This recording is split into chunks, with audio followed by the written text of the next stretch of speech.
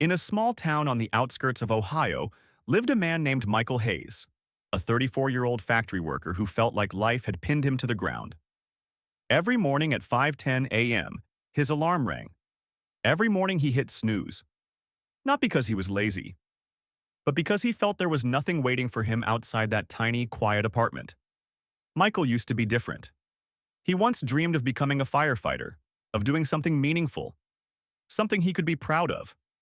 But life had other plans. 3 years earlier, he lost his father, his best friend. His father was a firefighter, a hero to their town, and the man who taught Michael to never quit. But when he died, Michael felt like a part of him died too. Since then, Michael moved through life like a ghost. He went to work, came home, ate alone, slept, repeat. Every day looked the same, until one morning, something changed. The bench by the lake. It was a Sunday. Michael drove to a small lake where he used to go fishing with his father. He sat on the old wooden bench, staring at the water, wondering how his life had become so empty. As he sat there, lost in thought, an elderly man slowly walked toward him. The man looked around, 80, thin, frail, a slight tremble in his hands. He smiled gently and asked, "Mind if I sit?" Michael nodded. For a moment, they simply watched the calm water. Then the old man spoke again. "You look like a man who's carrying something heavy."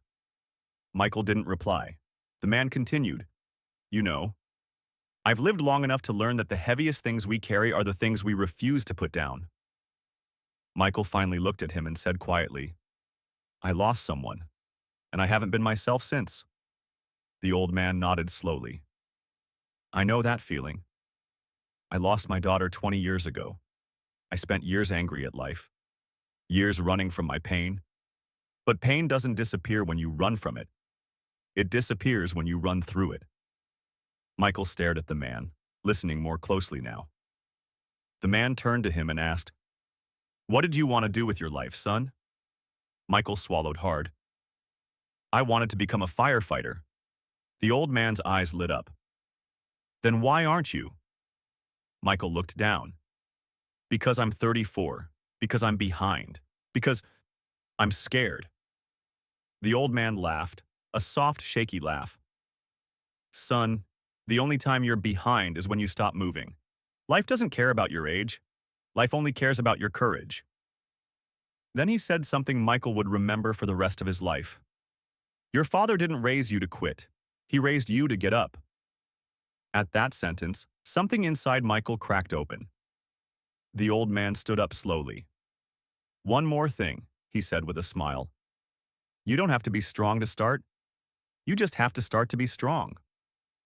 Then he walked away. Michael never even asked his name. The decision. That night, Michael didn't sleep. He sat on the edge of his bed, thinking about everything the old man had said. He thought about his father, about the firefighter uniform that still hung in his closet, about the young boy he once was, the boy who believed he could save the world. For the first time in years, Michael felt something he hadn't felt in a long time. Hope. At 6 a.m. the next morning, instead of hitting snooze, he got up. He put on running shoes that hadn't touched the road in years. And he ran. The first few minutes were terrible. His lungs burned. His legs ached. But he kept going. Because this time, he wasn't running away from his pain. He was running through it. Every morning after that, he trained. Slowly. Painfully. But consistently. And day by day, step by step, his strength returned.